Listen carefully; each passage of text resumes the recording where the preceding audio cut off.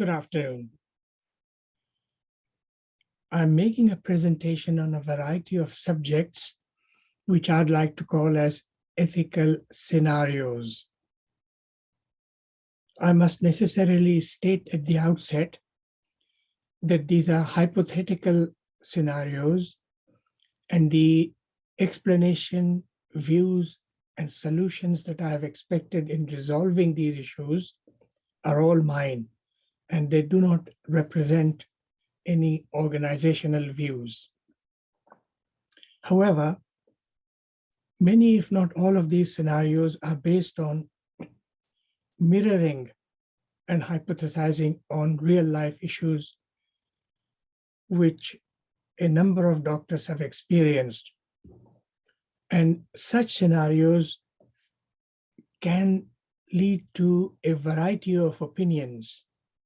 And although we are guided by the good medical practice of General Medical Council, NICE guidelines, and peer practice in the NHS of United Kingdom, some of these are instructional guidelines, such as explained by the GMC as, you must do this.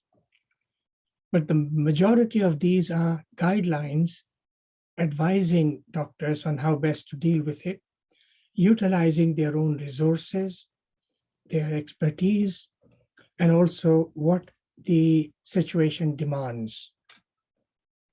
It is rather a long presentation, and my suggestion is that from time to time, you might want to freeze the presentation to have a break, to have a reflection, to have a cup of coffee, and to re-energize yourself.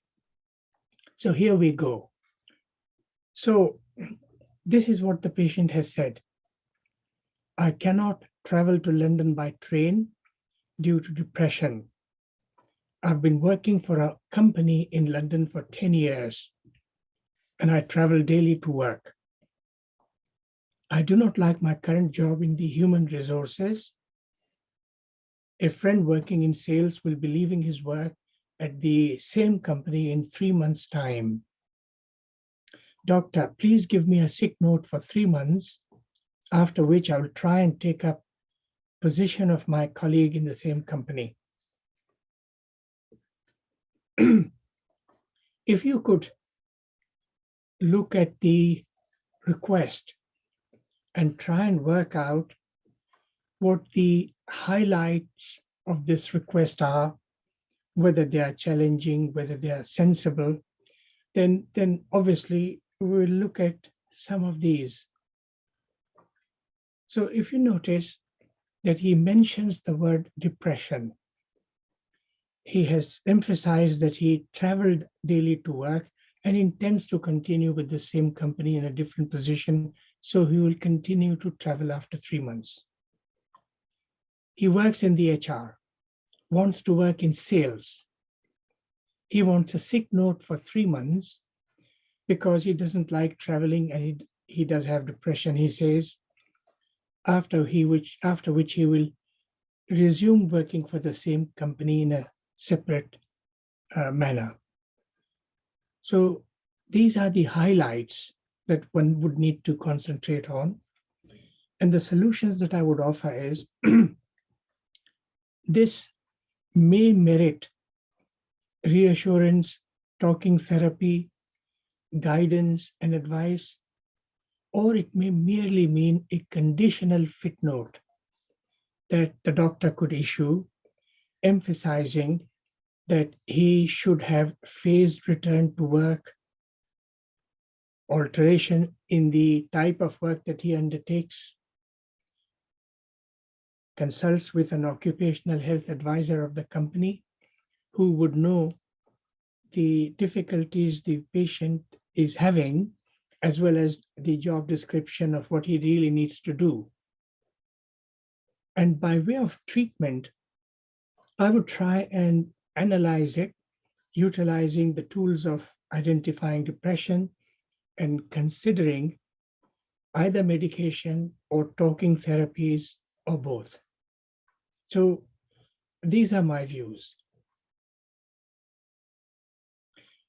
Another example of sick leave request is, Doctor, I have chronic fatigue syndrome and have won my case for employment support allowance.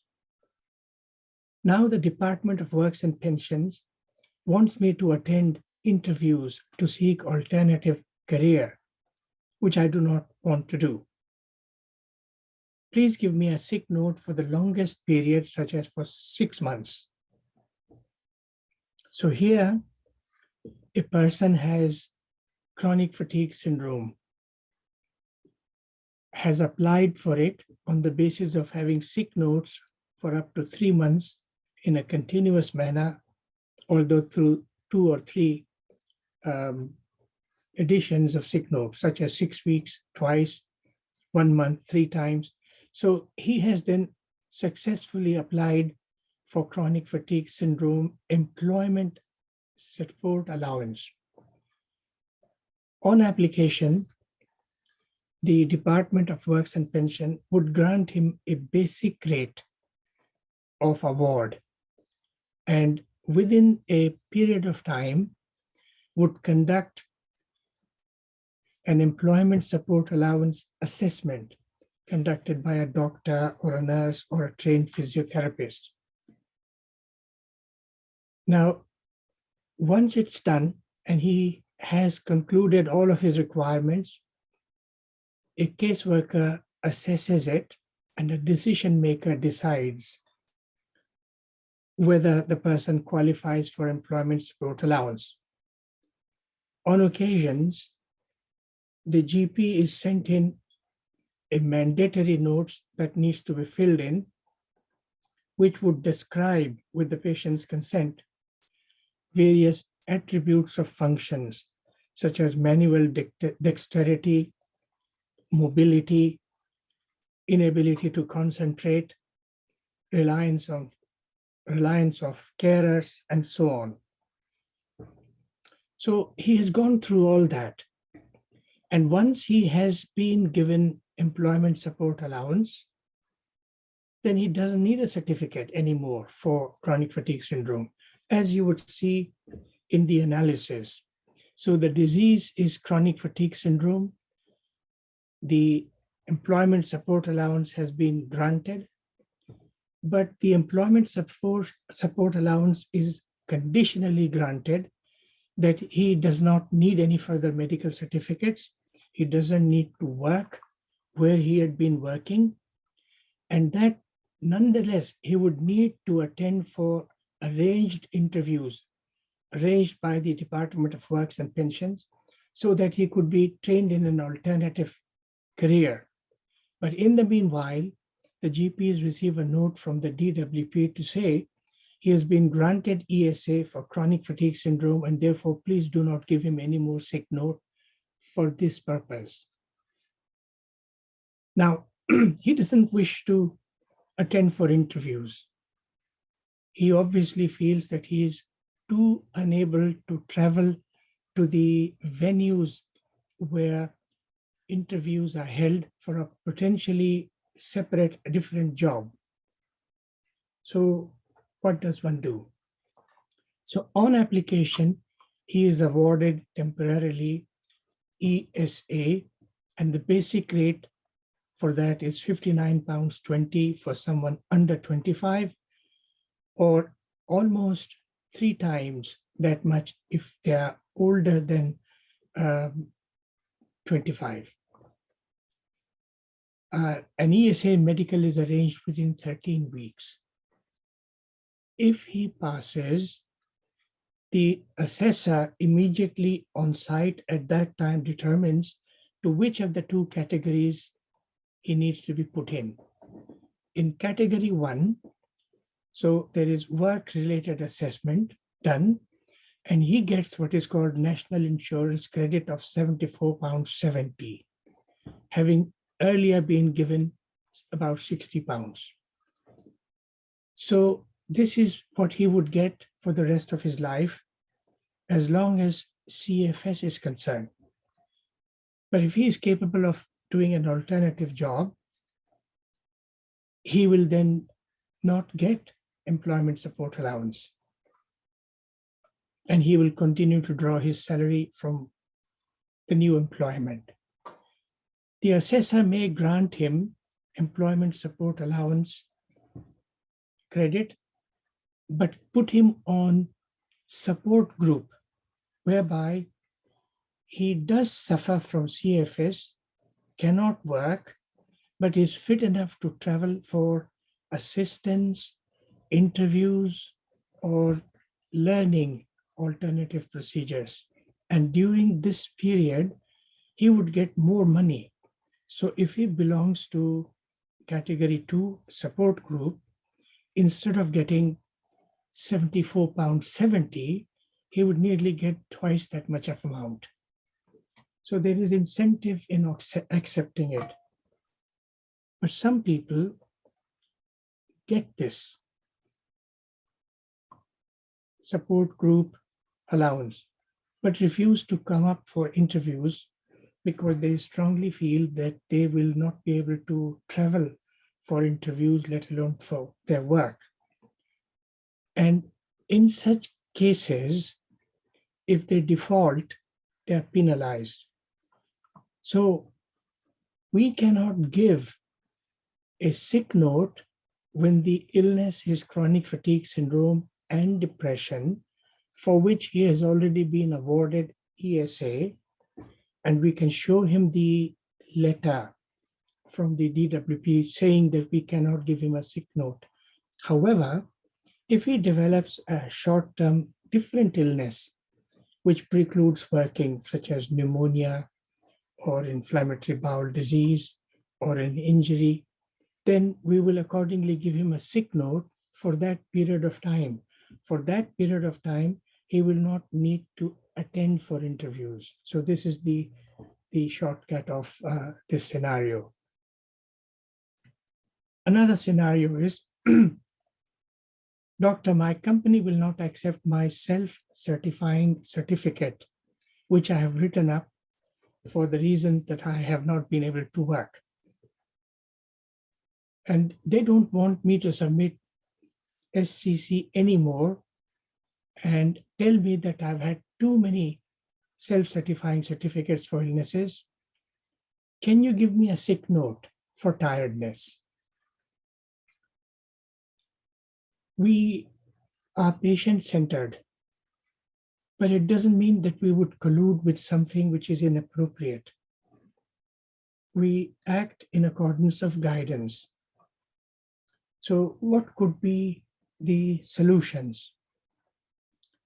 So one could say that I'm unable to give you a sick note for a period of time less than 7 days, because you are entitled to self-certify for any illness that you feel is appropriate, which is likely to take up to 7 days to recover from. If you had an illness which required longer medical certificate for avoiding work, then I could give this, and the certificate would therefore be more than 8 days, because more than 8 days, you cannot, as a patient, self-certify. If, on the other hand, your employers need a private certificate, I'm willing to issue a private certificate, but at a charge, which I would charge the employer, so you need to get their agreement. However, in addition to that, I would consider investigating his tiredness. He has had numerous self-certifying certificates. There may be an illness causing it. It needs to be investigated. Hypothyroidism is one of them. And of course, intermittent problems such as asthma or even autoimmune diseases like those which come in bursts of activities.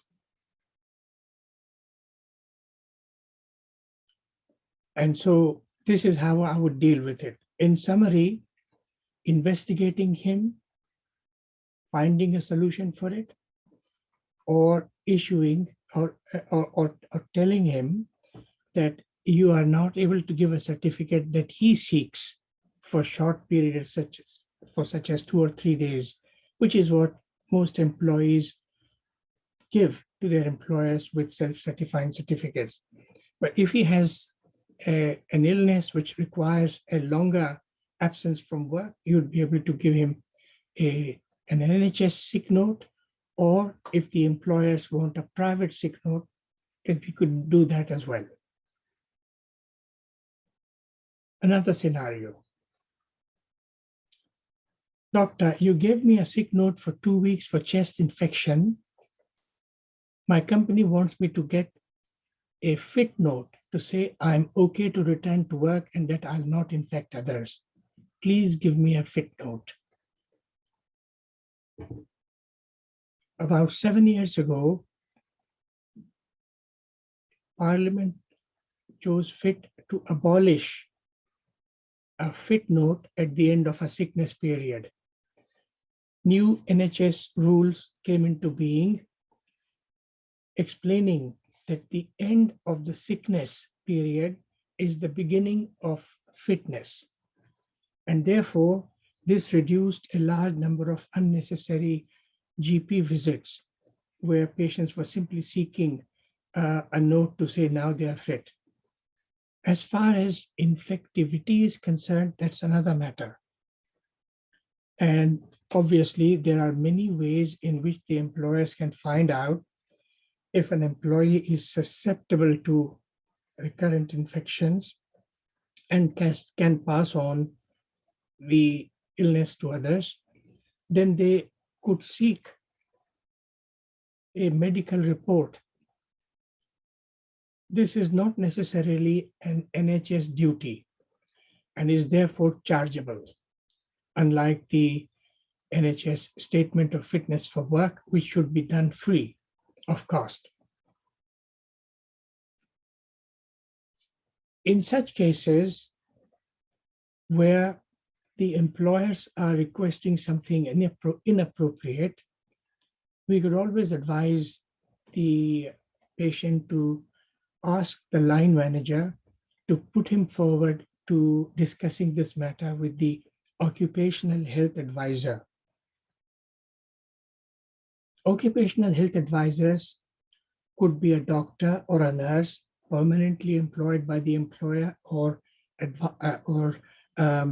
employed on the basis of when there is a need. However, occupational health advisors are supposed to know the job description of the employee, the environment and the demands of work, and they are supposed to be neutral, and there is therefore weight in their advice. Another scenario. I've recently had a stomach operation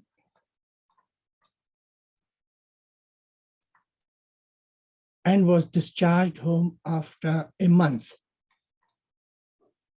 as I developed clots in the legs one after another.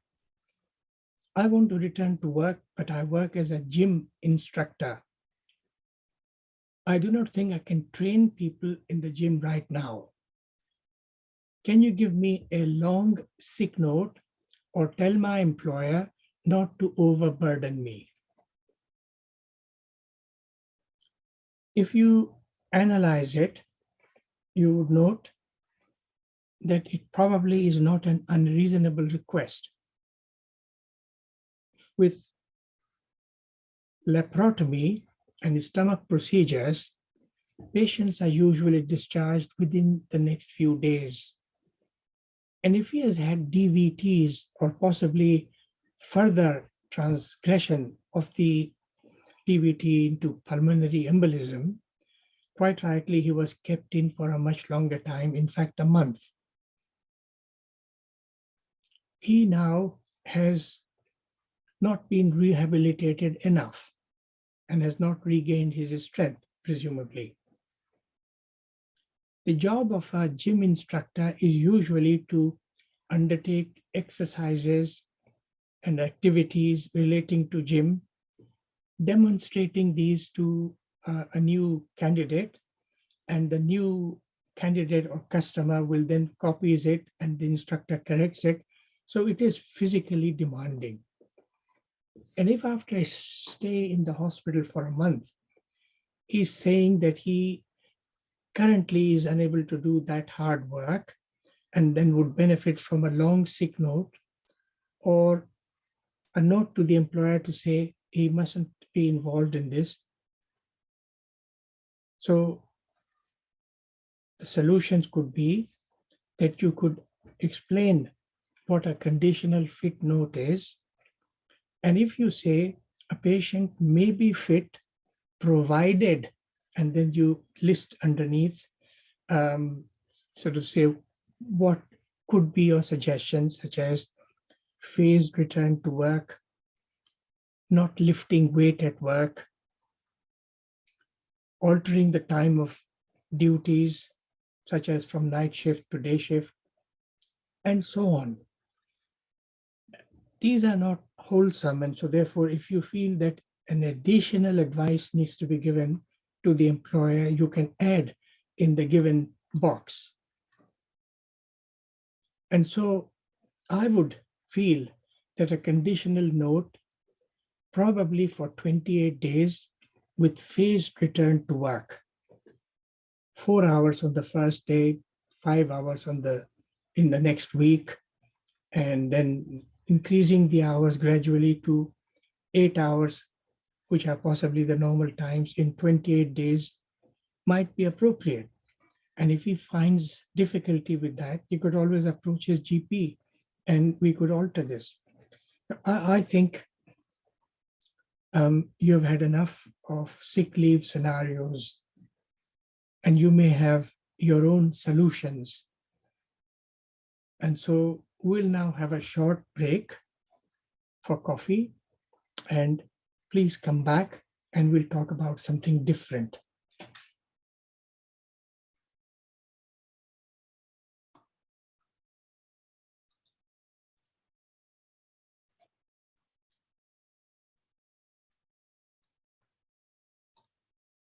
Hopefully you'll now have had a little break and have become rejuvenated. So this relates to request for infertility treatment. My husband has 2 children and I have a child from a previous relationship. We now want to have our children, and despite trying for 3 months, I've not been successful. I'm 25. Please refer me to the fertility clinic in London on the NHS. So if you brood over it, there are a few pointers which you might consider taking note of. So his husband is not infertile.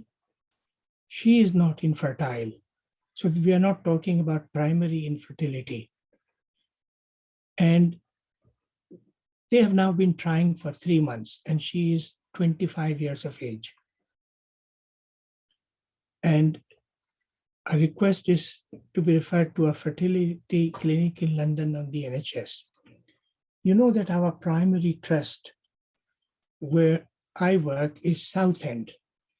And so there is government funding for the NHS for those of the people who live in the catchments area of Southend. And these consist of many family centers, GP practices, outside clinics, such as anticoagulation clinic, atrial fibrillation clinics, and numerous others, such as sexual health clinic, and so on. So obviously, budget is provided for each catchment area, and we come under Essex. So with taking into consideration secondary infertility, 25 years of age, 3 months of trial, asking for a tertiary clinic. So if we send her to a tertiary clinic for assessment, investigations, and treatment. Obviously, they would then interdepartmentally recover the money from our trust. So therefore, despite respecting the rights of the patient to be seen anywhere that they want to, there are certain peer practice aspects which I'd like to point out, and then for you to work from there to make your own judgmental decisions. So usually there is a ready availability of primary funding. Funding for primary pregnancy, primary infertility in a young person less than a certain age. And some places set the age bar at 40 years of age, and some put it at some 45 years. So it varies from one person to another. Also, for young people with primary infertility, they are meant to be trying for pregnancy for about 12 to 24 months, 1 to 2 years. 3 months is a short period of time. And then we could think that having been fertile initially, for the last, so to say, 3 months, she has not conceived. Either it is too short a time, or there may be a gynecological problem or a problem with the husband. We don't know where the husband is registered and what his general health is like. And so these are the factors that you bear in mind and explain that perhaps the easiest option would be watchful waiting. Try for a longer while. You may become successful without anybody's intervention. Or let us have a look at possibilities of you suffering from an illness which is related to secondary infertility, problems of ovaries, fallopian tube, fibroid, and there are many other aspects as well. So with this history, I would not be keen to subjecting her to infertility or even general health screening. Watchful waiting might be the best option, but you make your own judgment. Let's look at this scenario. My husband, a divorcee, has 2 children, but before divorce has had a vasectomy. We are now a new married couple and want to have children, that is, their own children. Can you refer him for reversal of vasectomy? So think again and take into bearing, husband is probably not infertile, has had a vasectomy at a center which believes in informed consent with full explanation to both the male partner as well as the female partner. And reversal of vasectomy, bear in mind, is it similar to this in legality? So these are the things which I just pointed out, highlighting these. Husband has 2 children, has had vasectomy. Now she is requesting his referral for reversal. However, having described this, my solutions would take into consideration this. Possibly the buck stops right here when she came in and mentioned the reason for her coming in. This is third-party disclosure. Is she entitled to ask for information about her husband, his illness, his treatment, and so on? This would clearly breach the law of consent. It will also impact on information governance.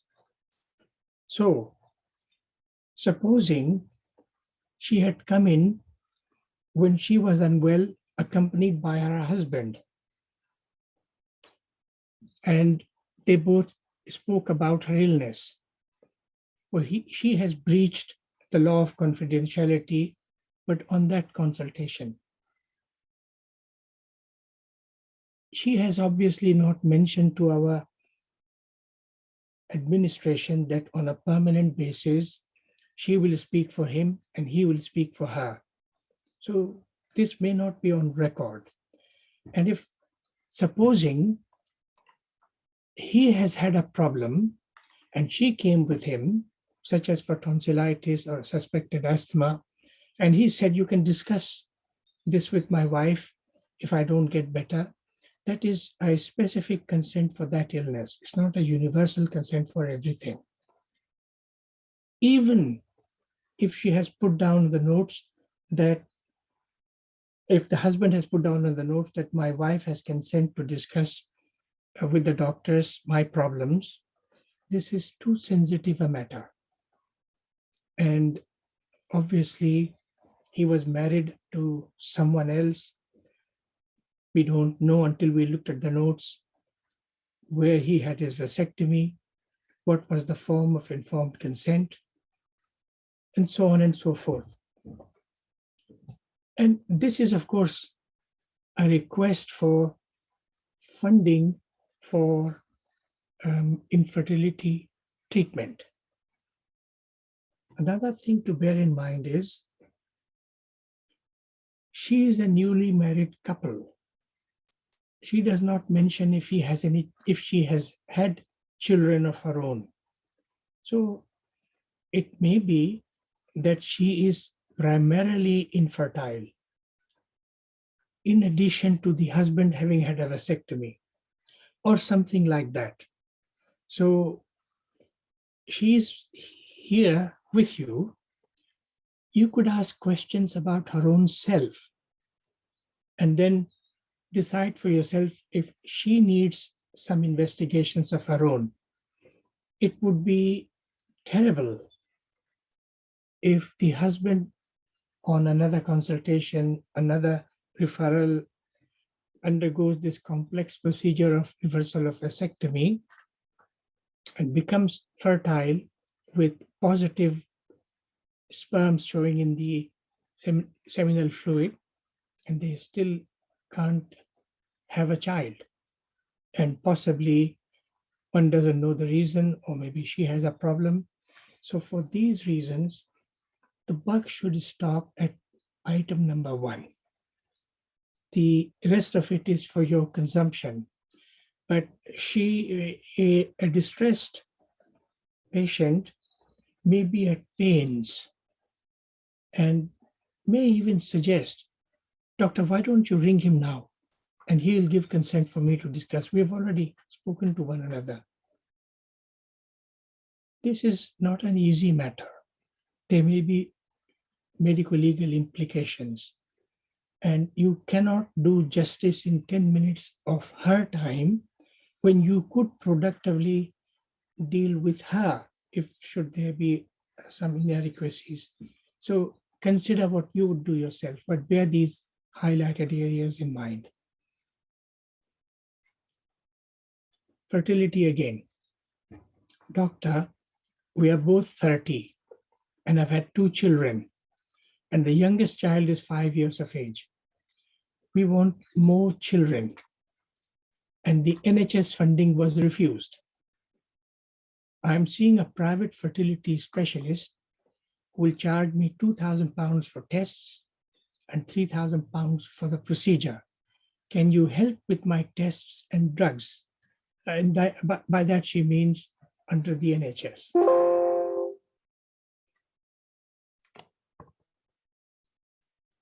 So think again. And so they are a young couple, 30 years of age, and they have had two children, one more than 5 years ago, and the next one 5 years ago. And they want more children. And they obviously approached the GP on an earlier occasion or directly wrote to the NHS asking for funding for secondary infertility so that they could have more children. And according to her statement, NHS funding was refused. And we will have a copy of this as well. So she acknowledges that we can't send her back for NHS funding, or although refusal of NHS funding is followed by an advice that if they disagreed, then they could appeal. But appeals are usually not successful. However, they would have taken advice and their decision was to accept refusal of the funding. Now, what she is trying to do is to say, can you not do all of the tests under the NHS and give me the results? And I will pay for the admission and the procedure or what follows after that. And when she mentions the drugs, she probably also implies if the private practitioners, the specialists, were to prescribe hormonal medications, which can be costly, or a specific follow-up, such as taking blood levels on day 1 and day 14 and so on and so forth, then it would be a burden on NHS, and the NHS will perceive it as an infringement of their advice to the patient, which was sent to the GP, that funding has been refused, they have two children already. So what would be my suggestions as solution? So remember that on a complaint, on CQC inspection, on NHS follow-up, or through appraisals, it could be seen that if the NHS has declined, why have you done what was declined to the patient? You did receive a copy, but there could be some new causes of gynae problems. And if you are patient-centered, you would say, Madam, you are not conceiving for the last 5 years and there may be some problem. And I don't mind investigating you as your GP, and that this would probably include general health checks, hormonal checks of relevance, and then if you like, I can get a printout of the test results to you for whatever you'd like to do. Perhaps you could take it to the private practitioner and say, can you not reduce the costs of the tests now? However, as far as drugs, medications are concerned, I'm telling you at this stage that I will be unable to help. If you see someone privately, you get them to prescribe you privately, and this is more appropriate. So these are my solutions, and some of us would write up full blood count, thyroid function tests, bones, liver function tests, and urea and electrolytes, vitamin D level, FSH, LH, prolactin, and or testosterone level, and or transvaginal ultrasound. I can't tell you if it is right or wrong, or it is perceived by NHS as contravening their advice, but you use your own discretion.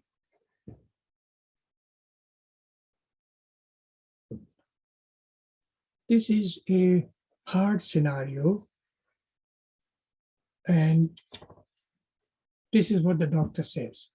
I beg your pardon, this is what the patient said to the doctor. Doctor, I have joined your surgery today. I feel tired all the time. And the previous doctors did not find any faults with all of my blood tests and scans at my previous surgery, telling me they were okay. My previous doctors were quite unhelpful, and I made a complaint, which is still going on. Just because I'm black, they fobbed me off, refusing a sick note. They are bloody-minded, a unpronounceable bastard lot. I will not take my dog there for treatment.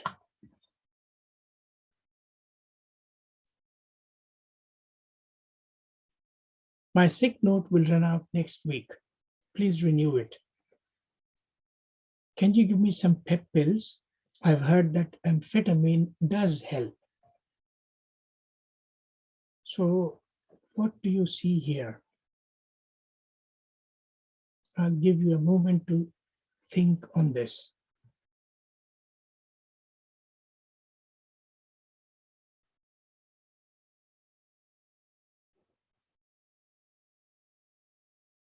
Now look at the analytical version. This patient has joined today, which means he has filled in a form. He has provided details of his NHS number, his address, previous GP surgeries, name or address, and he wishes to join with us. So on this day today, we will not have any information on him. So when he joins our surgery, when we submit the data to Family Health Services in the CCG, they will then send out a letter to the previous surgery to say the patient has been removed. So could they please send all of the patient's records, both electronic as well as paper record, to them, that is the CCG. Because the patients sometimes change more than one surgeries in a short period of time, records which belong to the Secretary of State for Health must go to the NHS and the CCG, which is the same thing. CCG will note registering the patients in our surgery, and they will send the electronic notes as well as the paper notes to our surgery. Electronic notes come in sooner, paper notes come in at a longer time, but it takes a few days before the notes have arrived in substance. That's the one consideration. He has said that all of his blood tests and his scans, the doctor said they were okay. So they would not say that they had found an illness which would cause him tiredness all the time. Then he mentioned that there was a complaint which is ongoing. So it doesn't say whether the complaint was because of lack of sick note. That means he may have said, give me a 6-month certificate, and they may have given him a shorter one. Or one doctor may have said no, another doctor may have given. Or it could be due to medication. And then he said, just because I'm black, they fobbed me off, refusing sick note. They were bloody-minded, a unpronounceable bastard lot. Just as you would not accept these remarks against yourself or against your working colleagues, you would or you should not accept such remarks about another colleague whose identity you will soon discover when the notes are sent to you. So in the patient's notes, there would be doctor's name, date and time that they saw, any communication between the doctors and the laboratories or consultants in hospitals. So they would all be there. It isn't as if you would be hearing of an abstract doctor who you do not know, therefore you can't defend or associate yourself with the patient's views in any way. These would be doctors that you would know of. And these would be the doctors who would be in your area. And so therefore, some words which identify a person with racial prejudice, because I'm Black, because they are what is written here. This is something which is classed as racial abuse, declaring himself to be an unwelcome sort of race, or mentioning of the doctors in those words which are deemed to be verbal abuse or slanders. It would be slanders if they had given wrong treatment, but these would be verbal abuse which constitute gender abuse, racial abuse, and this type of abuse all become assaults or criminal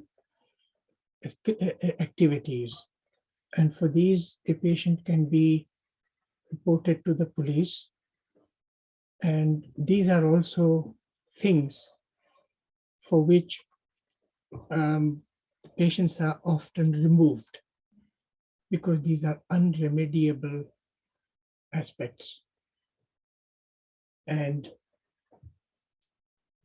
whether you would consider an extreme measure to say, because you have said so, if you were registered, I will send you a letter to say we would remove you from this surgery. Whether you say that or whether you hold your peace and let the notes arrive, I can't answer or help. I will not take my dog there for treatment.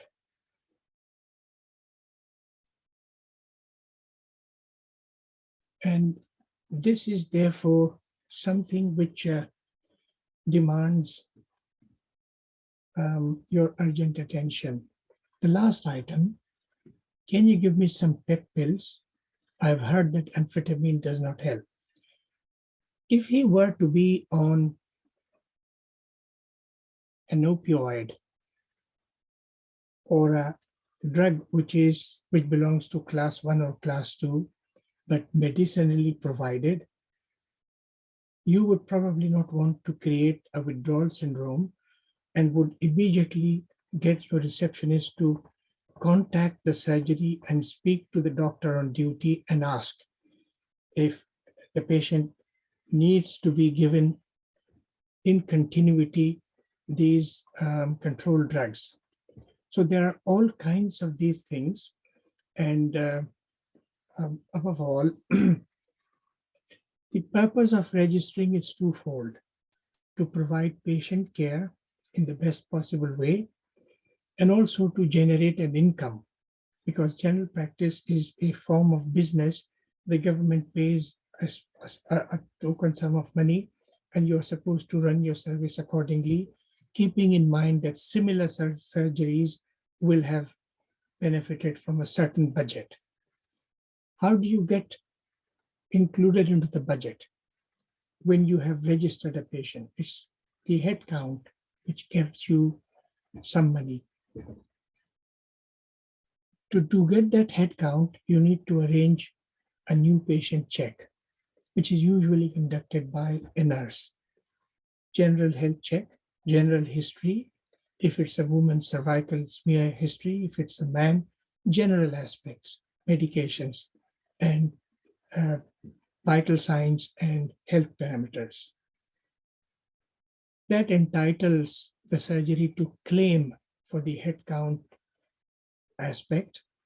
And the other monies that are given are, if someone is a hypertensive disease, then whether you have successfully controlled his hypertension below a certain level, and whether you have checked his blood pressure within 1 year or 2 years. That is the basis of getting more money through QOF, Quality Outcome Framework. So what would I do? I would explain to him possibly that I'm not going to be any different to the other surgery. I will simply tell him that I have put it down that he has used those abusive notes which are not acceptable to the NHS, and NHS has a zero tolerance. I admit that he has not spoken to me and addressed me, otherwise I would have myself called the police. But I've said I would explain that these are not welcome. And at the least, I would send him a warning that if he indulges in such abusive communications, then he would be deregistered. So you need to have a meeting with your colleagues and decide whether you will want to report him to the police, whether you will give him a warning, and so on. It's not an easy case. We'll now talk about chaperone. Doctor, I've had boobs job done 2 years ago. I think I may have a small lump. Can you make sure if they remove it that my implant does not get disturbed? And another thing, I think women get jealous and look down on me, so please do not have a woman chaperone. So what alarm bells are ringing here? What aspect is highlighted that you would take note of? And then you will deal with this appropriately. So this is the scenario. And you will have noticed that she doesn't mention her age, but she has had a breast reshaping surgery. And this is likely to be implants because she had said so. Obviously, she has become aware of there being an additional lump. So the green part is important in as much as she has a new breast lump. It could be benign, it could be cancerous.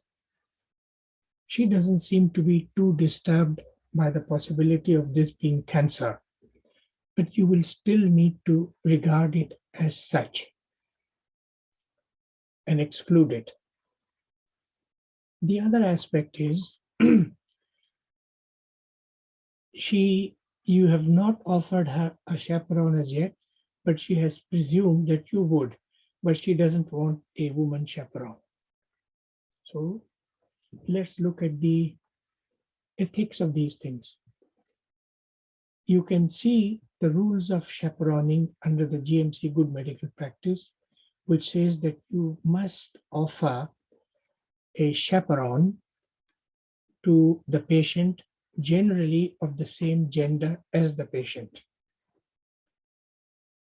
in such ways that women are usually comfortable with other women observers and men are likewise more comfortable with male attendants acting as chaperone.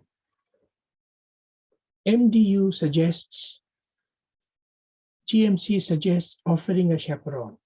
MDU suggests same-sex chaperone.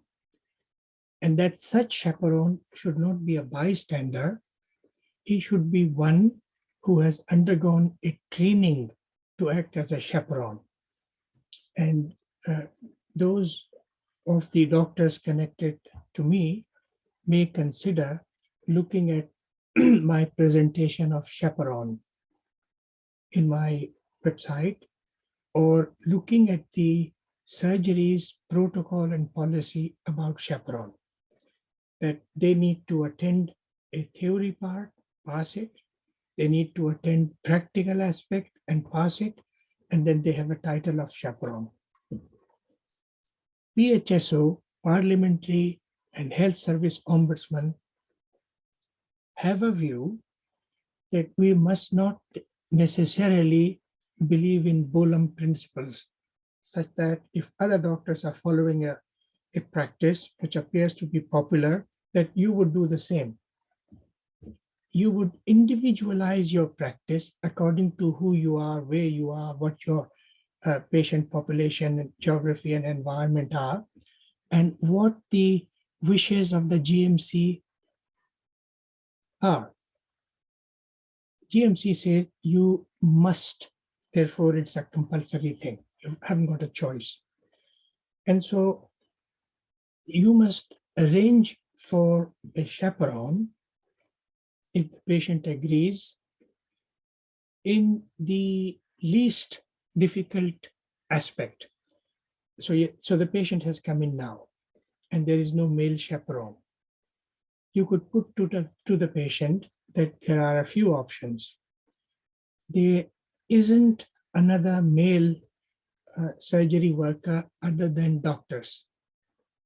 And to take the doctors away from their own list will cause difficulties and harm to other patients as well.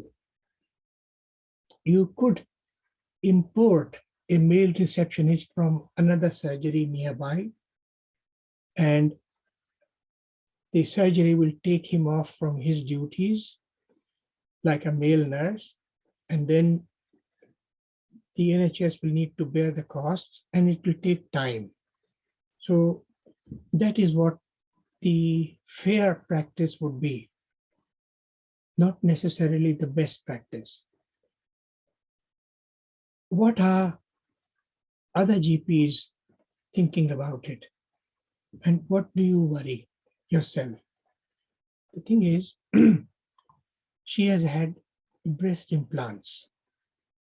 She has her own reasons why she had her breast implants. She appears to be putting an emphasis about her looks rather than cancer. So obviously, what if the decision of the hospital doctors is to do mastectomy? I think this is between them and the patient, but it's not an easy sort of conclusion. And so you claim to be patient-centered.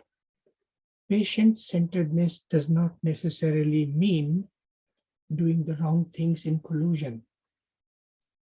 You also need to provide staff respect. She may have a feeling that in general, women get jealous and look down on her, but not our receptionists, who are suitably trained and are very mindful of it. And it is an important aspect of chaperoning that the chaperone must be within or inside the curtain, not outside. Chaperone must remain for the entire duration of the consultation, even when the examination is finished, and must leave when the patient leaves or later. So some of us might find another solution, and that is, well, you've got a new lump. It'll be difficult to understand it. And if someone perforates by needling your implants, they will have a problem. If your small lump has a hemorrhage from needle aspiration or needle cytology, you will have a problem. And she has also emphasized that she doesn't want the implant getting disturbed.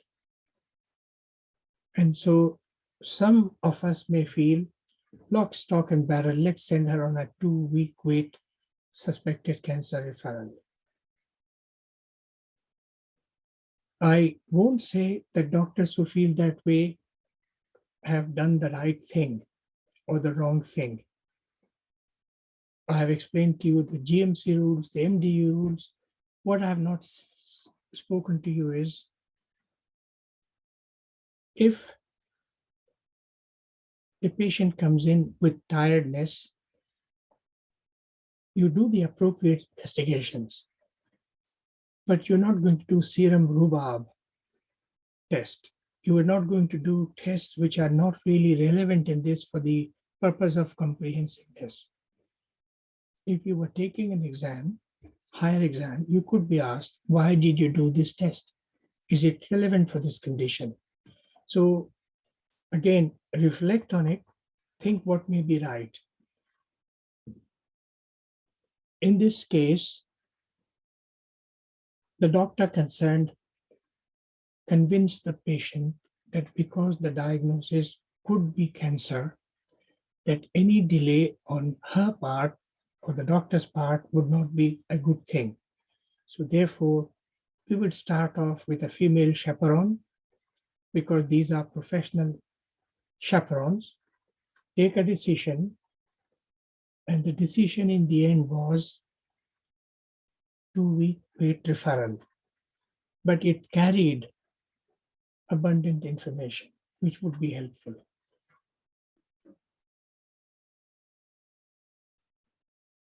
This is a difficult scenario, and for this you need to know Mental Capacity Act, deprivation of liberty safeguards, also called liberty safeguards, informed consent in adults, in children, safeguarding of adults, that is vulnerable adults. You would need to know these associated things. You may learn about dementia earlier than others, or you may learn it afterwards, but these associations of knowledge are important. And all of these are available under different titles of webinar in my website. Doctor, my sister has her name on my mother's lasting power of attorney. My mother is now too far gone with her Alzheimer's disease. I do not get on with my sister and worry that she will get everything and I'll be left out. Can you please add my name as a next of kin in her notes or add my name on the LPA? You already have the scanned LPA. So look at highlighted points,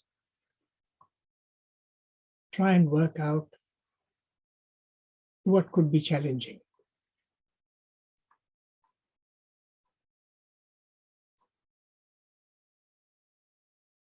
So first statement, Doctor, my sister has her name on my mother's LPA. And then in a ramble, she mentioned all these.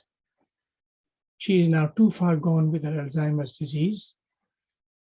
And then of course, her worry is that mother will put in her will the other sister's name and she'd be deprived. She has also indicated that the scanned lasting power of attorney is in our notes. So as I say, the buck needs to stop here at the first level. Has this daughter who has attended the surgery and presumably is a patient as well, has she got the mother's consent to speak on her behalf? Secondly, if not, then you'd be breaching confidentiality and information governance rules. Remember that at this stage, the mother is unlikely to give consent to this daughter because according to her, she is too far gone with her Alzheimer's disease. That probably means she has lost her capacity. So she can't change her previously expressed will. And so just to remind you that lasting power of attorney is based on the background of law of consent, informed consent. But these are two different things. And so, obviously, when there was a need for elderly people with this kind of scenario, Parliament, in conjunction with judiciary in UK, formed a new court of protection.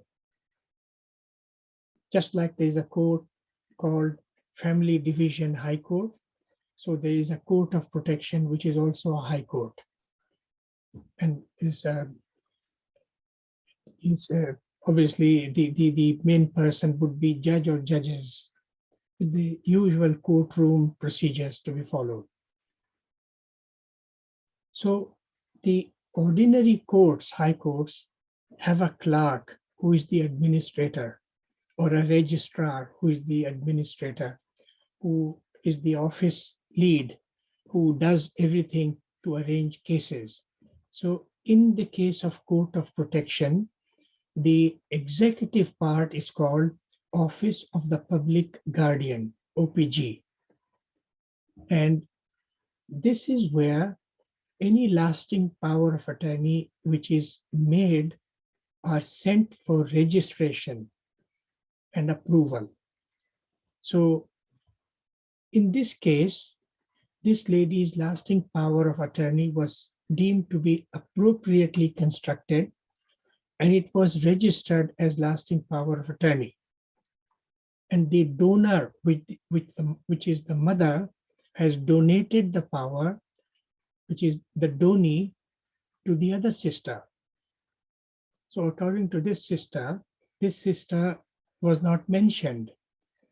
So generally, if the lasting power of attorney is held by the other sister, even though this patient is a concerned daughter of this mother, she is not entitled to breach of confidentiality. And I've already mentioned that when she had capacity, at that time, she made the LPA. Now, presumably, she does not have capacity, so she cannot make a new amendment or make a new entry that this daughter is also allowed to speak for her. So in other words, she cannot now donate her lasting power of attorney to this patient. If there is a contention, there clearly is, you will say, based on the first item, I'm so sorry, I can listen to your concerns as a concerned, caring doctor. I will not say anything by way of advice or give you any information.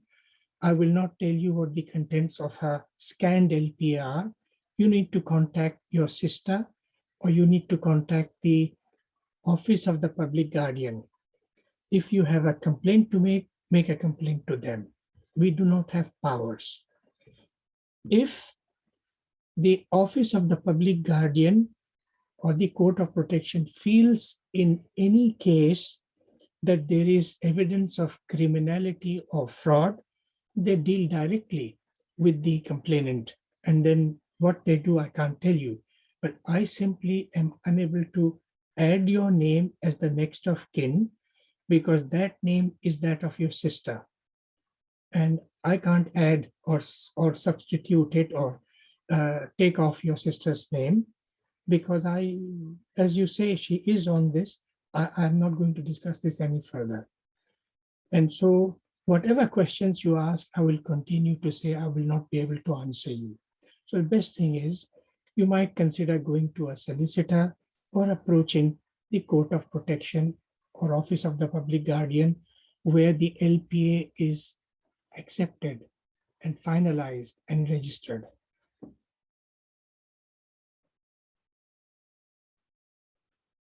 Now, we are dealing with another contentious issue. Dr. Smith, I'm angry. Every time I come here, they tell me I can discuss only one problem. I'd like to discuss all of my problems with you. today, and there are 6 of these. To make it easier for you, I have written down all 6 on this paper. Not a rare problem. And especially if there are multiple agenda, sort of say, which are supposed to be dealt with in a 10-minute consultation, then there are problems. So what do you do? First, recognize where things have gone wrong and what could now be done by way of salvage. It would be highly inappropriate if, for the risk of a complaint, you deal with 6 problems on the basis of the GMC expectation that you will have a consultation module to work from. And if you have shown inadequacy with 1 of these problems and have dealt with 5, you will be guilty of 1. And that's often quite a lot. So the patient has acknowledged that he has been given an impression that he'd be discussing 1 problem. So in my view, what does one do? I will explain to you what I think is appropriate, then you can form your own opinion from research. One could offer at the point of entry at the approach at the reception, a double appointment. And you could say, you have 6 problems. The first thing is, you show me the list so I can see the order of clinical priority. Sometimes in the list are things like fits, short-lasting acute chest pains. These clearly can't be left for longer. They need priority. So you could say, at this stage, we will give you, I'm going to talk to you comprehensively. I'm going to make a double appointment. I've looked at your list, and it seems that we may not be able to deal with all 6 in one sitting. The reason is, you may think that you have explained 6 problems in, say, 4 minutes each. And so that would have taken 24 minutes. Please understand that I'll be spending 6 minutes additionally per problem because I need to document it in a legal way, which is expected of me. If I do not, and if a harm comes to you, I'll be held liable, which I don't wish to.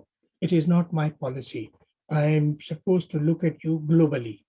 So let us find 2 of these problems now.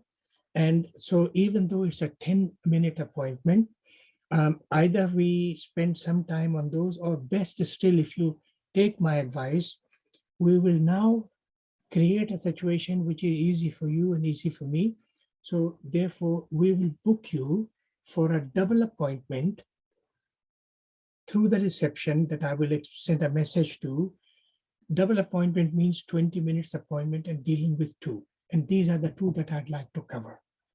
And that after a few days, then when our appointment system allows, we could give a further double appointment. And that I've told you that I would like to pick these 2 items for the next discussions. None of these are of a kind which will mean to me that you are needing to be sent to the hospital by ambulance straight away. So this is why I can do that. And if you think I can shortcut on omitting documentation and just give you pills for each item, then I am liable. And I have a reputation of being a reasonable doctor, and I don't wish to lose my career. And so the patient could say, can you then delay prescribing? And I would say that I have looked at your list. There is nothing in it that I consider as acute, requiring an urgent prescribing. So be reassured that we will give appropriate time. You should, in the meanwhile, consider that maybe your 6 problems are actually 4 problems or 3 problems. Like a tree has 5 branches and each branch will have another branch. That means it's a 10 branch. So maybe you and I can think that by dealing with the prioritized issues in one set or two, we may not have to have 3 double appointments for 6 uh, complaints. And please bear in mind that many patients who come in choose to discuss one problem, although they may have more than one, realizing that justice should be shown to all patients equally. So if on a 10-minute appointment I were to spend 60 minutes, an hour, don't you think that I would be neglecting maybe a child or an elderly person? So I apologize. It may seem harsh to you, but I feel that we must do justice to you, treat you fairly, not to ignore or neglect anything important that you might consider. So I'll send a message now. Go to the receptionist after 5 minutes sitting in the reception, because it will take me at least 5 minutes to write these things down. And then you go to the reception and they will accommodate you. Thank you. You may have your other approaches. Another unusual problem, but a challenging one. Doctor, thank you for explaining about the hospital letter about myself and my treatment. You are wonderful. I wish all doctors at this surgery learn from you. Now that I am here, I have some concerns about my husband. I do not know what's wrong with him. He comes late and smells of strange perfume. I think he's having an affair. Has he seen you behind my back? I hope he's not up to something which will cause me bother. If that's the case, I'll leave the bastard. So what can you tell me? Now, you can see that how she has inflated your ego and respect for her by praising you. And these are probably rightfully deserved. Expecting that this soft approach, which interview applicants often apply, will get a job. And so therefore, she is mentioning this. And then, of course, that is what she has said that you noticed. So let's look at the salient or worrying points that you need to resolve. So she wants to discuss some concerns about her husband. She says that he may be having an affair. Has he seen you behind my back? I'd leave the bastard. So what can you tell me? And obviously, you will have already guessed from our previous explanations, does she have consent of the husband to speak on his behalf, make an inquiry on his behalf, know more about him just because she is a wife? So supposing on a previous occasion, for another reason, the husband has given consent that yes, discuss with my wife about my backache. That does not necessarily mean it's an ongoing permanent consent for this. And for this problem, you'll be more guarded. So if she does not have consent of her husband to learn about his medical problems, this is where the buck stops. You would explain that this will breach the law, for which you can be yourself prosecuted as a doctor. And you mean well, she is a good patient, and thank you for your praises, and I value these. It increases my motivation to keep working like that. But in the same vein, I will do justice with you. If I give you personal information about your husband without his consent, it may lead to difficulties for me and I might be suspended and I don't wish to lose my career. So I can listen as I have just listened about concerns that you have raised, but I will not share information about him. So there is another matter that if your husband comes in and asks me, has my wife seen you? He's registered here, you are registered here. I'll have to say, yes, she saw me. What did she talk about? I would say the same thing to him. I regret that she has not given consent to you to learn of her information or what she said. I apologize. I won't discuss this any further with you. How can I help you other than that? So I will also suggest to her that some of the words she has used may be classed as verbal abuse, but it's not in the same way where criminality occurs. And this is why you'd say the best thing is to discuss with your husband and also to find a solution which a counselor can provide.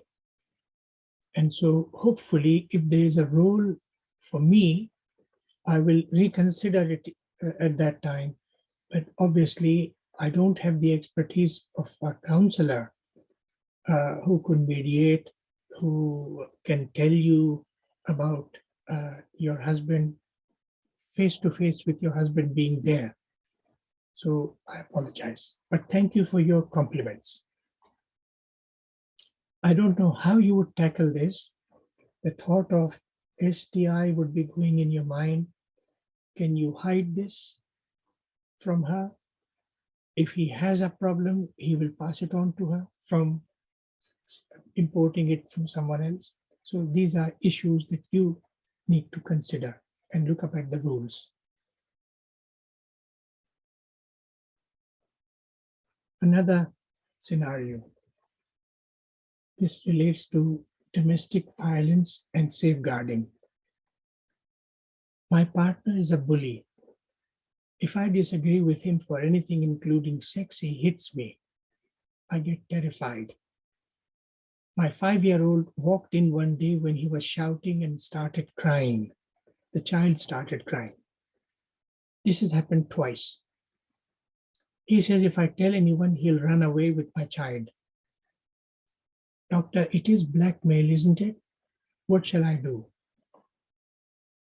So you are going to consider it again in the same way. What factors are involved? What should you do? Is it domestic violence? Is it safeguarding? Is it a criminal act or what? So think about this. If you like, freeze it, reflect on it for a little while and go to the next slide afterwards.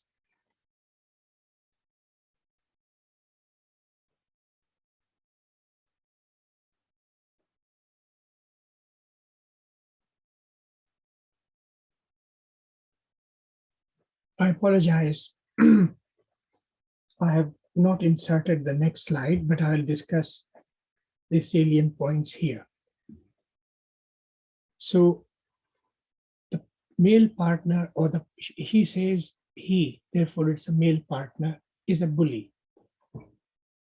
And if he becomes violent when she refuses to have penetrative sex, it's rape. He hits me, that's a physical assault. My 5-year-old walked in one day when he was shouting, the male partner was shouting, and the child started crying. This is definitely under child safeguarding issues. This has happened twice. So therefore, it is likely to lead on to some more things. He says, if I tell anyone, he will run away with my child. Doctor, it's blackmail, isn't it? What shall I do? So my own thoughts would be, it is domestic violence, but much more than that. At the moment, he is disregarding her dissent and committing sex. And so that is classed as rape. And rape is a criminal activity. Consensual sex may not be a criminal activity, but non-consensual sex, when it assumes the characters of rape, is a criminal activity. And for criminal activity, you should resort to police straight away. And you should tell her that even if she disagrees with you, the doctor, her life will be made hell as soon as he knows that I have told you and you have asked the police. You need to tell her quite frankly that she wouldn't want to lose her child, would she? If the child gets injured, the child would be taken away because of her male partner's sort of say behavior, but then for her lack of protection, she may lose the child as well. So this is a criminal activity, and that you would make her sit in the waiting room supported by a receptionist, and that as you speak to the police, you would tell her what is going to happen. You will alert the receptionist that this is a case where you need a chaperone straight away, and you need another receptionist to tell the waiting patients that I'm dealing with some urgent matters and there would be delay in calling the next patient in. She is distressed.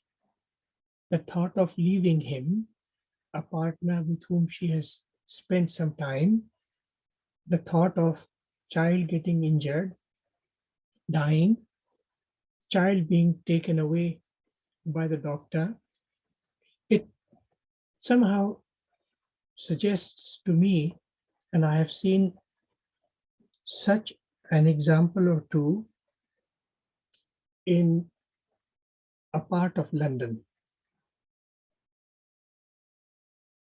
And my thoughts are that I would do what I did at that time. I made a call to 999 and explained. As I was starting to explain, the emergency services said that the police may not attend straight away, but that they will put me through to local police. At that time, I disagreed, and I said that I have kept her not as a prisoner, but as a safe person in a refuge, and that if she goes outside and she gets injured or her child gets injured, then I will simply have to say that the police disagreed with me, that this is not an urgent case, and that it might become urgent if she is actually killed or the child is injured. Those were very challenging words. And I was quickly put in my place by the emergency service at that time straight away. But they said, because I had so much of concern, there will be a blue light ambulance coming over now. And that being a professional, I should choose my words carefully. I apologized. And within a short period of time, even before I had called the next patient or had completed my documentation, there was a couple of police officers in, luckily with a female police officer as well. And I explained. They took away the names, patient's name, child's name, partner's name, address, car registration number, And they said, um, we will discuss it as we are taking you to our police station. And later I learned that instead of sending her home, they sent her to a refuge. And the police officer then arrested the male partner for further investigations. And the female police officer offered her care for all this time beyond the ending of her duties. And then she took the child and the mother to a refuge in that part of London. And then we heard no more. So notes were taken away from us, presumably because she was now registered in a new surgery where her address were masked. Child's details were masked.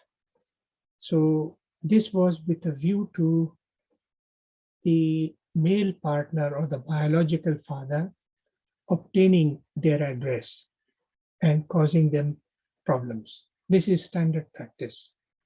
So in summary, when rape, injury of a child on more than one occasions, verbal abuse is an injury. When such a thing has happened, and the word, he will run away with my child, doctor, it is blackmail, isn't it? So risk of injury, risk of life necessitates an urgency which you cannot compromise with. So you form your own views, seek knowledge and update in regard to domestic violence, safeguarding of children and safeguarding of vulnerable adults, and read up on what happens with non-consensual sex, rape, and what the doctors are expected to do. The next scenario, and we are almost nearing the end. This is in 3 parts. You would just need to read this account. Doctor, I have 85,000 pounds in my account with inheritance. I don't have a social life. All my friends have dumped me. I do not want to live. Can you give me some pills to painlessly die?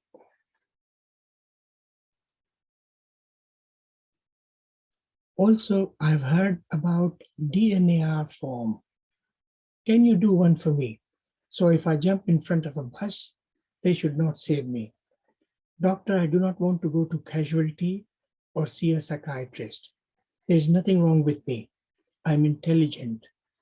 I'm at the university, but I hate the people in the world and want to be in peace, so please help me. I've Googled and found that people taking paracetamol are found unconscious and get this pumped out. I don't want all this. So obviously, this is a patient who probably is rejected by friends. So there will be a relationship issue. There are thoughts of ending it all. So this thought of suicide, thought of deliberate self-harm, jumping in front of a bus, background knowledge that she will not accept to go to casualty to see a psychiatrist. At the illusion that there is nothing wrong with her because she is at the university. And then saying that if she goes to casualty, they will pump out any medication. And she doesn't want all that. She just wants to be assisted with euthanasia. So, keywords. I do not want to live. Can you give me some pills to painlessly die? Also, DNAR form. I don't want to go to casualty. So she has expressed a will. And then I don't want to have a stomach pump or be admitted. So it couldn't be more challenging. So the thing is, has she got capacity? Has she got depression? Has she got a psychotic disease with unreality? And so there are a number of things that one would need to concern ourselves with. All this while, this was a 10-minute appointment, and the doctor concerned had this as a last patient, luckily. So he wasn't keeping others waiting, but there were loads of admin work and other duties that they would need to do. And so, what does one do with this? The UK law on euthanasia and capital punishment.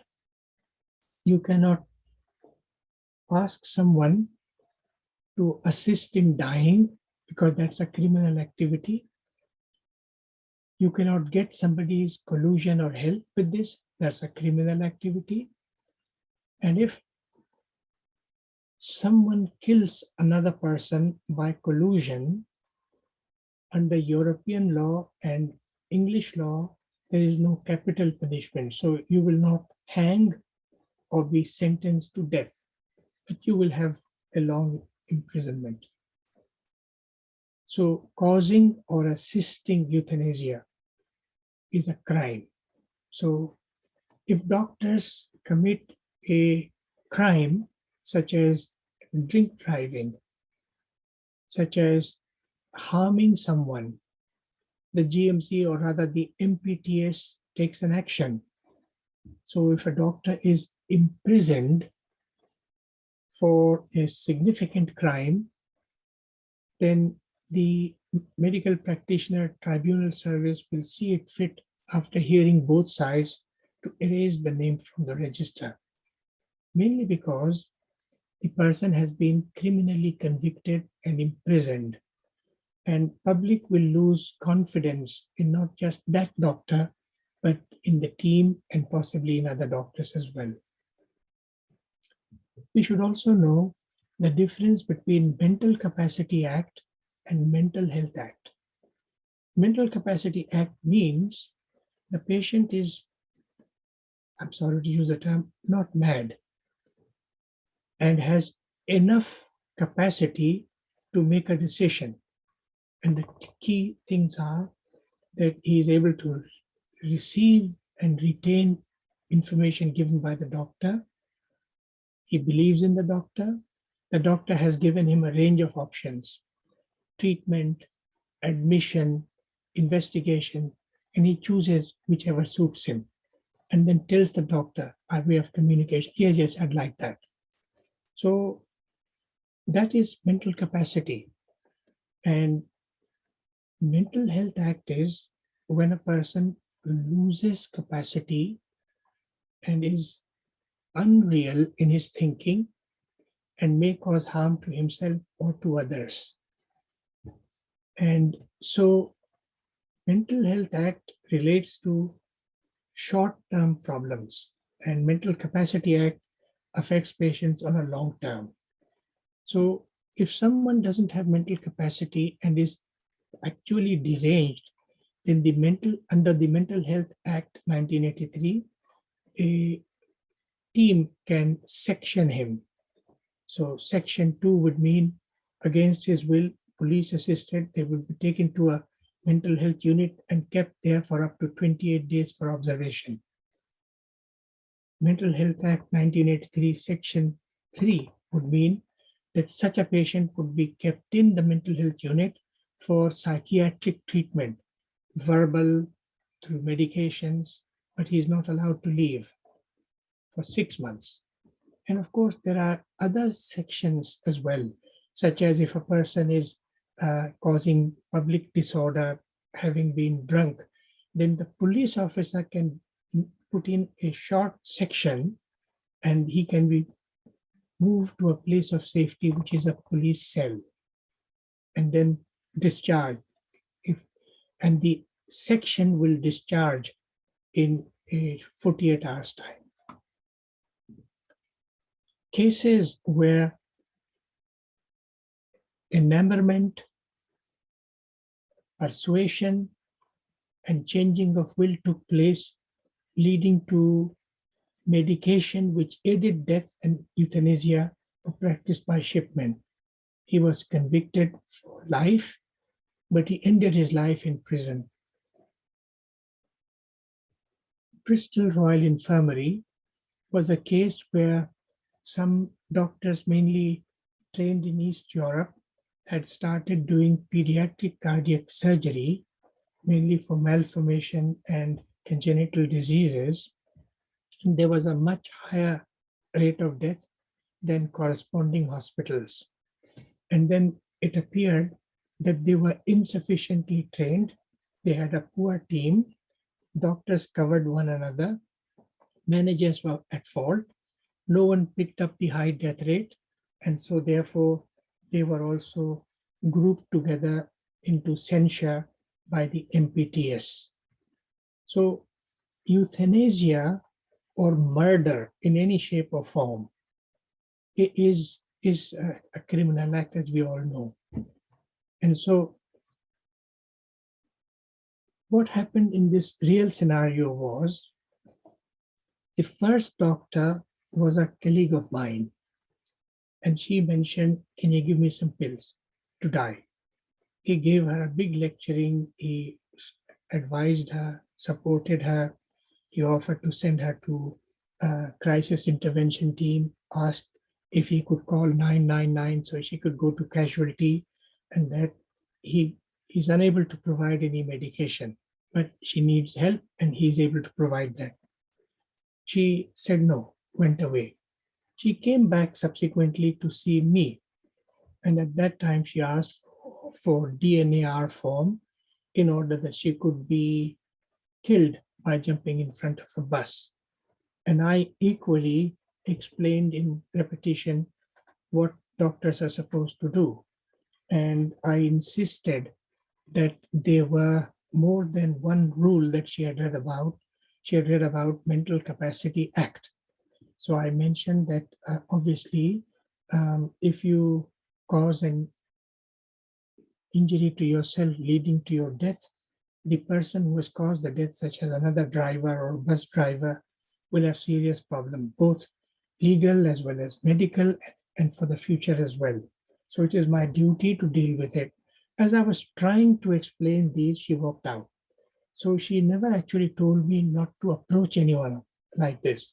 What I did was, I spoke to community police, I spoke to crisis intervention team, and I spoke to a consultant duty psychiatrist. All of these people joined hands in trying to help. But she had capacity. She could not be sectioned under the Mental Health Act 1983, and therefore they said, we can't force her. We can only advise. And to this date, we have not heard from her. So think about what else you could do.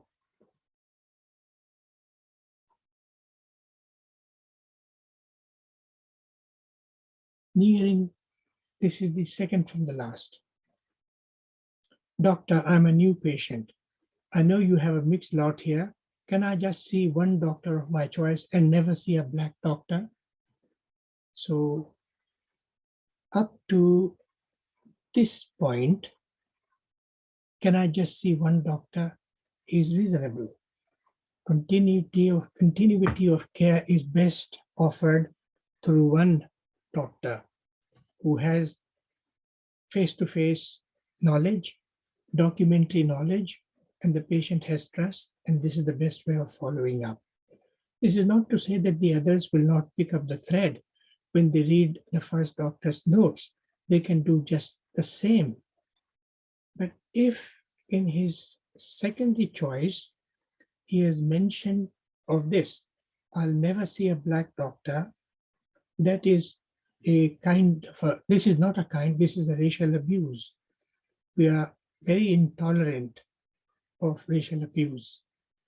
And this is why I told this patient that you have said this to me. It is not something acceptable to me. I wish you had not mentioned this, and I would have said that you will be registered under one doctor and we'll make an effort for you to see the same doctor. But each one of us is a duty doctor one day in a week by rota and in rotation. And if on that day you are to call for an urgent visit or an urgent consultation, that doctor will see you. And there is no way I can hide this sentiment that you have expressed from him. It is highly inappropriate. It is damaging and hurtful. And in this day and age, we must not be racialist. And he said, well, I have a think about it and I just don't want to be in your surgery anymore. So I said, I will not be able to change anything other than what I have said, but you have a further remit. If you are unhappy with me or with the surgery rules, you can make a complaint, write a complaint to us. We will try and write down our reasons to show if we are right or wrong, or if we have been helpful or not. And if you are unhappy, I'll also tell you where to send your complaint to. It's not just one person, it's a series, it's a chain. So this is there so that we don't make an error. You are a patient, you deserve to be seen, and we have a duty to offer our service to you. But at the same time, we do not wish to be included in a criminal activity, which is racial abuse. And I told you already about it. So what you do is your own choice, of course. And after that, the patient left. We were asked to send this patient's notes somewhere else. So they have registered away. But these notes appear in his notes.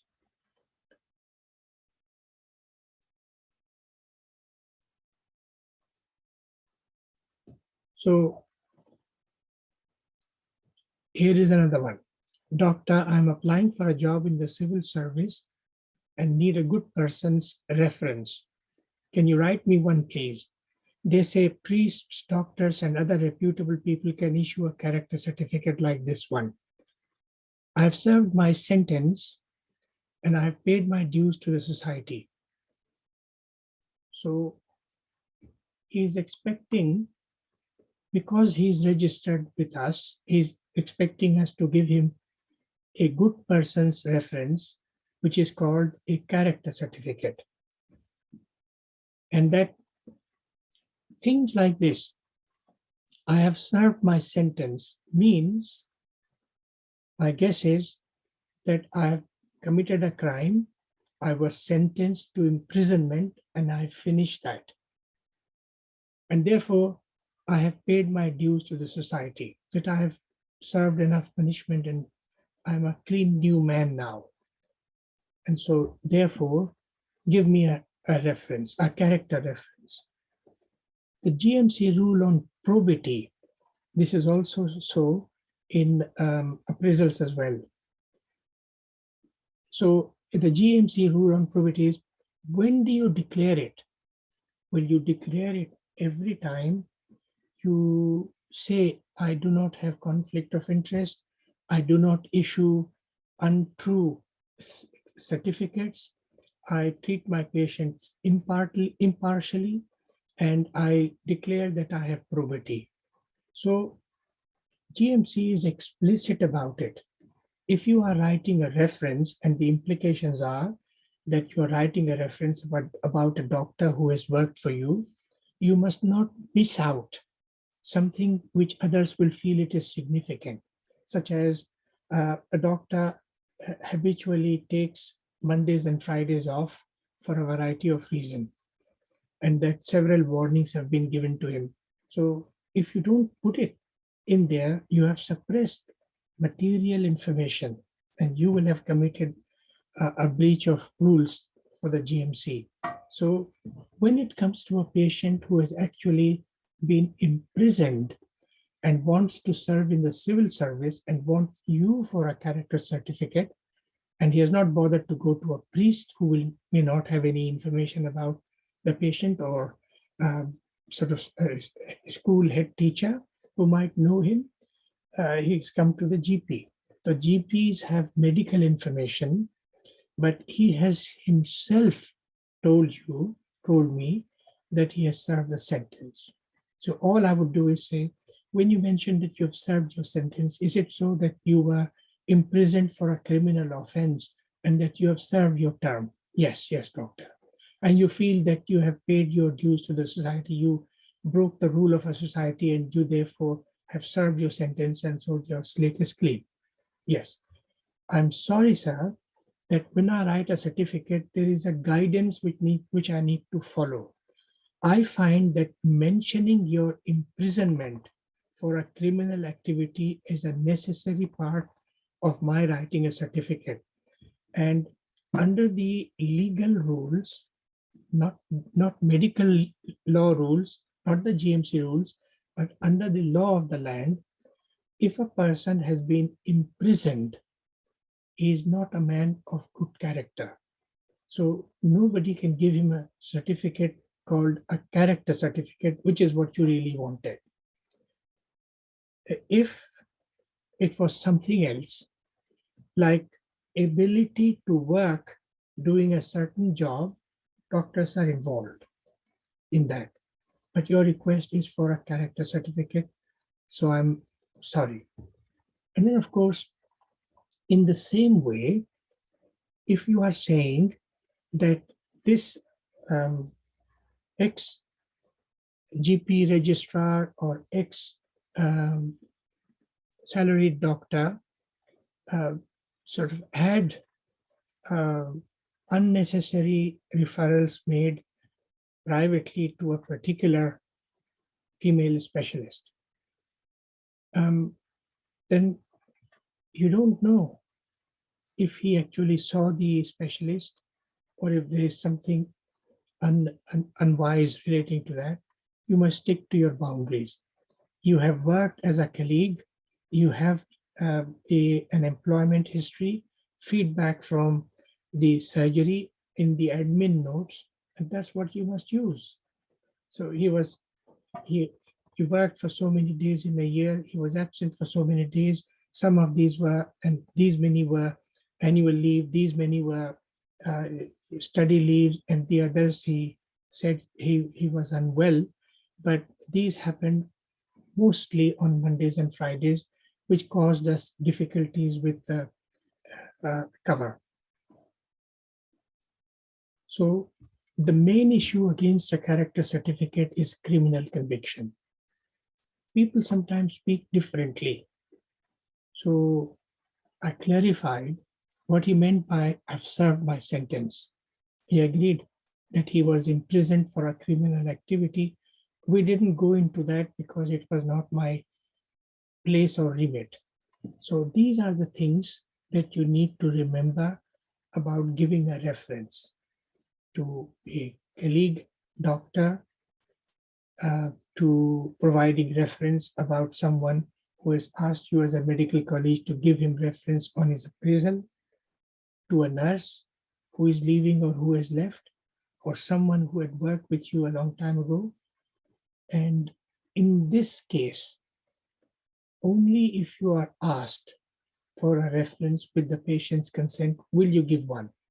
But the consent doesn't apply here because this patient asked for a reference, was given consent.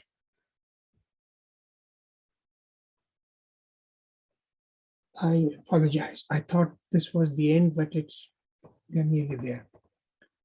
Doctor, I want to do parachute jumps. Can you give me a fitness certificate? So this is an uncommon hazardous duty. A plane more than 5,000 feet height is required. jumping and coming to the ground from 6,000 feet is around 10 minutes. And so there is free fall, there is parachute fall, there is landing, and there is injury relating to the entire passage, sort of hypoxia, loss of consciousness, or erratic breathing, or injuries mechanically from wrong way of falling, and then subsequent injuries as well. That is a ruptured, sort of say, pneumothorax, which was not diagnosed earlier.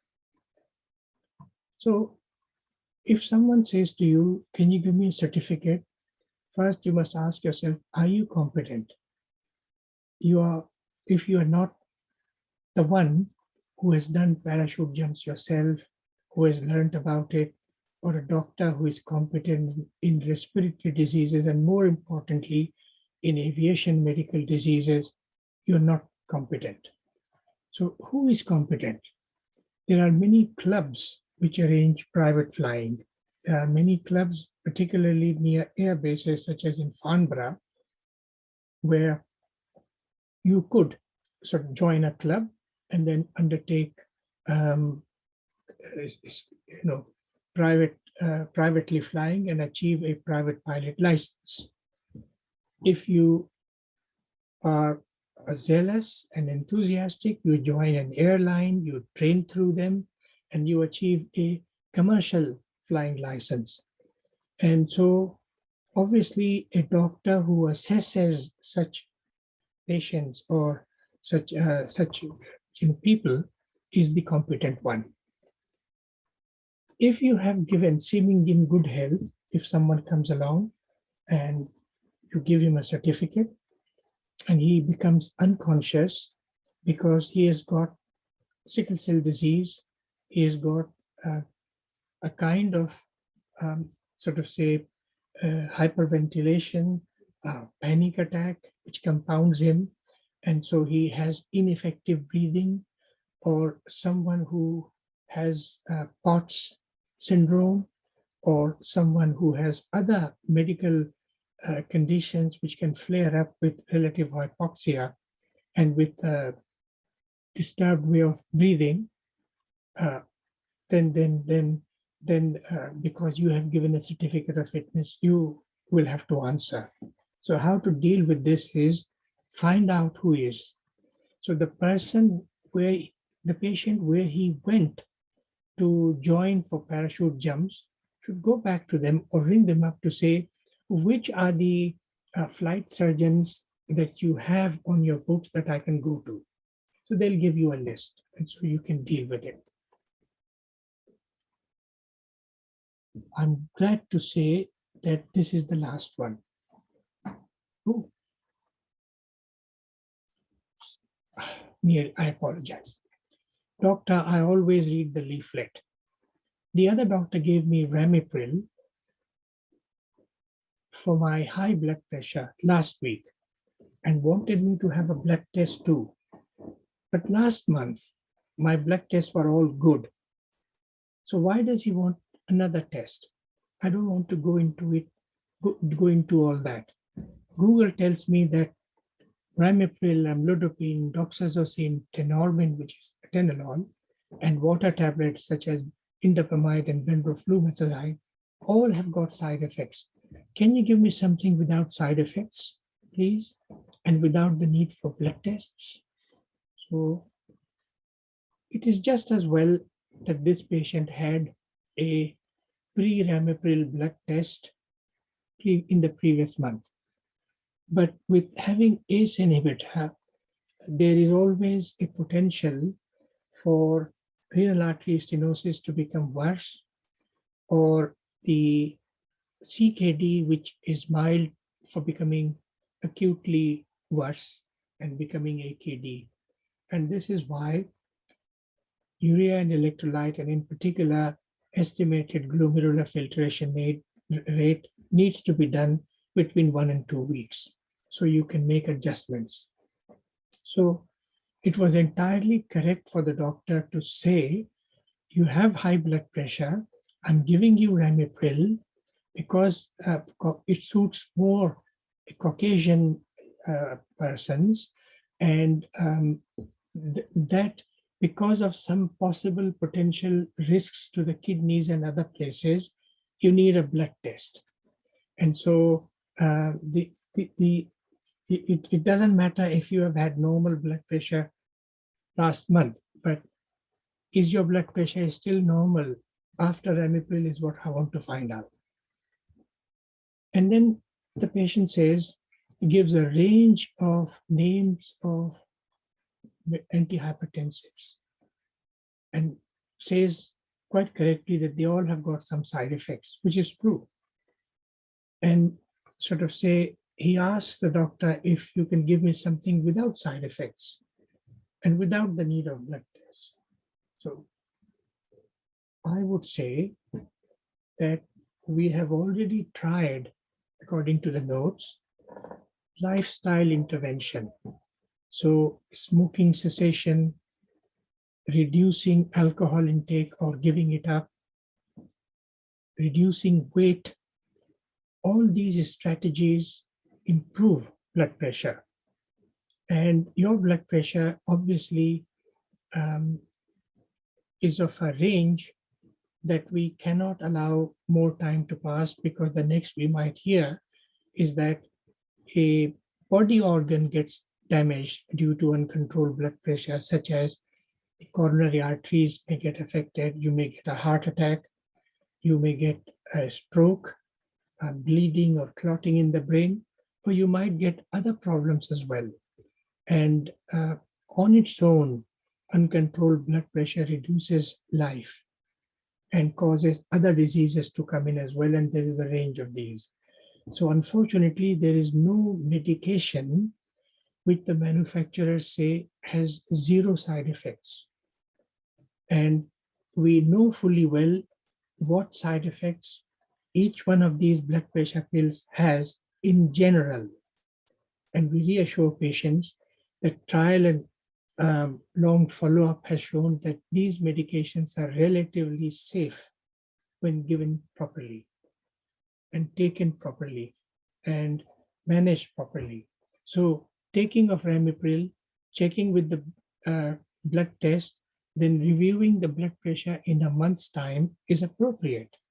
If it doesn't get better with the dose given, it might be increased. You might have a second medication given as well, also with some known side effects, although less. And so this is something which we cannot resolve without proper management. When you take these medications, you must do lifestyle intervention as well. But in your case, lifestyle intervention will take too long and or has not worked. So that is what I have said. So initially, when the prescription was made, perhaps shared information was missing, or the doctor used jargons, like we'll have to check your EGFR in 1 or 2 weeks. That's why you need the blood pressure. So he went away because he didn't have any intention of taking it, so he didn't bother understanding. And that there is no drug which comes without side effects. I usually give the example of paracetamol, which has 300 plus listed side effects. And we've already covered if he says he won't have blood tests. And lifestyle intervention is the only answer. Or maybe if he is sent to the hospital for someone with uncontrolled hypertension because of choice, they might perhaps reinforce this. They might say, okay, let's first do your additional test to see what harm has already taken place.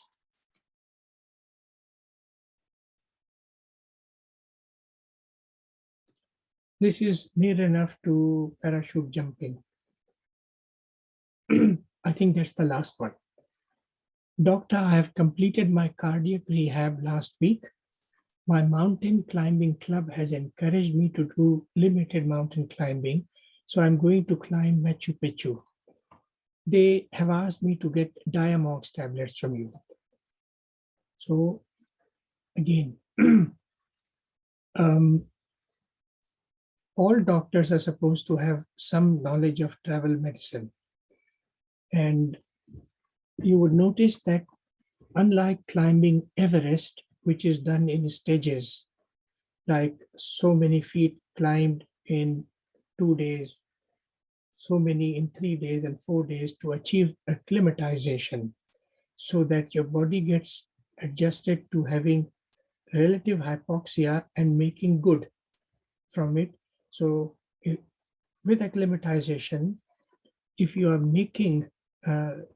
if you are receiving less oxygen, then by the left shift of your oxygen dissociation curve, the hemoglobin can fill themselves up with the limited amount of oxygen. So the oxyhemoglobin rises, but provided it is done slowly. So the hemoglobin can go through the necessary change. In Machu Picchu, the general thing is that you come by plane, you take a coach trip. It takes you to a middle part of the mountain. So you don't have to climb a lot. And some young people do it straight away within an hour. Elderly take 2 hours, but they like to see the ruins. And so in unprepared or unacclimatized cases, if someone has glaucoma, that becomes worse because of the pressure changes. And people who have got bronchitis, COPD, particularly get worse. So acetazolamide tablets, which are called Diamox, help with reducing glaucoma, and also it reduces some expansion of the alveoli, which occurs as you experience sustained hypoxia on an altitude. So when Diamox was made, it was not made for mountain climbing. So the manufacturers had made it to reduce glaucoma. It is accidentally that its use was found to be helpful in relative hypoxia. This is extra license prescribing. If someone sustains harms, then the manufacturers will say, we told you so, shouldn't have prescribed it. But some of us have experience of mountain climbing patients who come to them, and the mountain climbing clubs advise patients on Google to get this from the doctor in case they need. My advice is that even in Machu Picchu, there is availability of a medical center both at the top as well as before you begin your journey. At a cost, you can see someone. They will give you Diamox if they feel that that is what you need. If I gave you and you suffered a harm, I will be liable. I'm sorry. I'm not an expert. So you take advice from the experts. Alternatively, here in the UK, you go to a travel clinic, and there are many that are on Google, and there will be a person who is trained in travel medicine. So that was all that I wanted to tell you, and I must say that you've been very patient with just one break. You have absorbed, hopefully, a lot of information, and so I hope that you found it useful. I apologize for the long-winded and the long time that I took to make this presentation. And this is something which obviously will be with you for a long time. And my feeling is that you should be able to remember some of it, if not most of it. And so therefore, good luck, and I hope that you have benefited from it.